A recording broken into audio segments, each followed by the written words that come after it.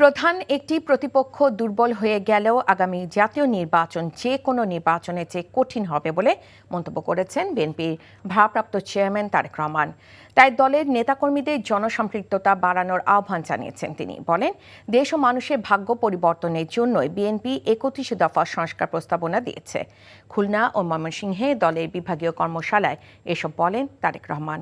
আবু তৈয়ব ও আইয়ুব আলীকে সাথে নিয়ে ইমরুল আহসানের রিপোর্ট। রাষ্ট্র সংস্কারে বিএনপি ঘোষিত ৩১ দফা প্রান্তিক পর্যায়ে পৌঁছে দিতে ধারাবাহিক কর্মসূচির অংশ হিসেবে রোববার খুলনা ও ময়মনসিংহে একযোগে কর্মশালার আয়োজন করে বিএনপি। দলের কেন্দ্রীয় নেতারা অংশ নেন এতে।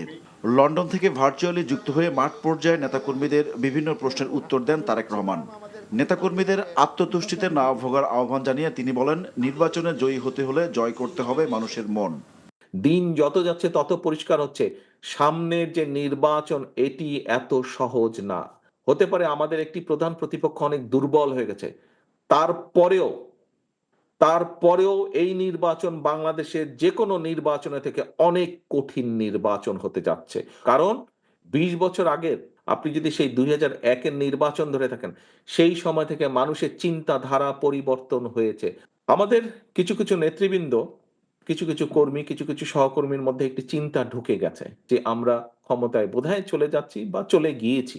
সকলকে আমি দৃঢ়ভাবে বলবো, আমরা ক্ষমতায় যাইনি। আমরা ক্ষমতায় যাব কিনা আমরা জানি না।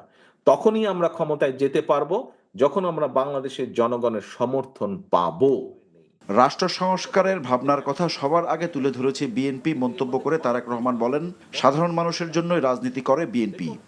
আমরা হয়তো অনেক কিছু অতীতে যখন দেশ পরিচালনার সুযোগ ছিল আমাদের হাতে, হয়তো সবকিছু যা যা বলেছি আমরা করতে পারিনি, হয়তো অনেক কিছু করতে পারিনি, অনেক কিছু করেছি আবার অনেক কিছু করতে পারি। কিন্তু তারপরেও বিএনপি যে দেশের কথা চিন্তা করে, দেশের মানুষের কথা চিন্তা করে এবং চিন্তা করেই যে এই যে ৩১ দফা বা সংস্কার প্রস্তাব দিয়েছে ২ বছর আগে, এটাই প্রমাণ করে যে বিএনপি দেশ এবং দেশের মানুষের কথা চিন্তা করে। গত ১.৫-২ মাস ৩ মাস ধরে যারা অনেকে সংস্কারের কথা বলছে, আমরা এই ৩১ দফার ভিতরে যা যা বলেছি কম বেশি তারা কিন্তু সেই কথাগুলোই বলছেন, এর বাইরে খুব একটা যাবার কোনো রাস্তা নেই। ক্ষমতায় গেলে ৩১ দফার আলোকে রাষ্ট্র পরিচালনার প্রতিশ্রুতি পুনর্ব্যক্ত করেন তারেক রহমান। Imrul Ahsan, NTV news, Dhaka.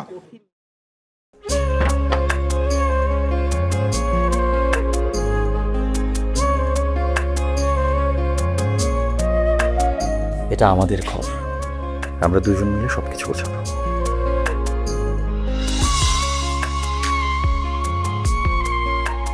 বাহ, এই ঘরটা এতদিন মরে আসছিল, নতুন বউয়ের হাত পরে একটা চক চক চক চক করতেছে। যদি কখনো কোনো ঝড়ে সেসব এলোমেলো করে দেয় তাহলে? আরে তুমি আসছো, তোমার বউয়ের হাতে রান্না খুবই চমৎকার। এলাকাটা ভালো না, একটু সবকিছু চোখে চোখে রাখেন। আমার খাওয়ানিও তোমার কোনো চিন্তা করতে হবে না। এই যে চুড়ি দিয়েছে, শাড়ি দিয়েছে না যে লোক, তার কাছে সরো। পৃথিবীতে মানুষের মানুষের সম্পর্কের বড় সমস্যা কি জানো? ভুল বোঝাবুঝি।